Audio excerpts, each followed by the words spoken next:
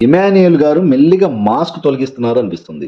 ఫస్ట్‌లో బర్నీ గారితో చాలా క్లోజ్‌గా ఉండేవాళ్ళు. చాలామంది ఈ రాము, ఇమాన్యుయల్ కొంతమంది బర్నీ గారితో చాలా క్లోజ్‌గా ఉండేవాళ్ళు. యాక్చువల్‌గా బర్నీ గారిని దాదాపు విన్నింగ్ క్యాండిడేట్ అనుకోని బాగా క్లోజ్‌గా ఉన్నారు. ఈ మధ్య ఆడియన్స్ రూపంలో గాని, బయట నుంచి వచ్చిన వాళ్ళ యొక్క ఫీడ్‌బ్యాక్ ప్రకారం బర్నీ గారు చాలా లోలో ఉన్నారు. ఆల్‌మోస్ట్ డేంజర్‌లో ఉన్నారని తెలిసిన తర్వాత అనుకుంటా, మెల్లిమెల్లిగా ఒక్కొక్కళ్ళ మాస్క్ తొలగిపోతుంది. మన ఇమాన్యుయల్ గారు కూడా మాట్లాడుతూ సంజన గారితో మాట్లాడుతూ ఓ మాట అన్నారు.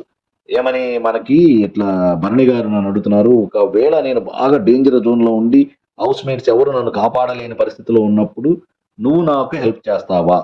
అంటే ఒక అస్త్రం ఉంది గదా! ఆ అస్త్రం వాడి పవర్ అస్త్రం ఏదో ఉంది గదా! దానితో నన్ను సేవ్ చేస్తావా?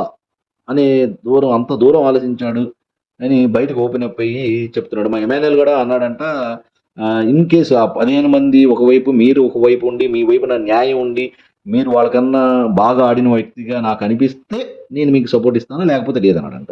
ఒకప్పుడు చాలా థిక్కెస్ట్ ఫ్రెండ్స్‌గా ఉన్న ఇమాన్యుయల్ బర్న గారు సో, ఇప్పుడు ఆ ఫ్రెండ్‌షిప్ ఎక్కడికి పోయిందా అనేది నాకు డౌట్‌గా ఉంది. సో, ఇమాన్యుయల్ గారి యొక్క మాస్క్ మెల్లిగా తొలగి అసలు రూపానికి వచ్చారని అనిపిస్తుంది.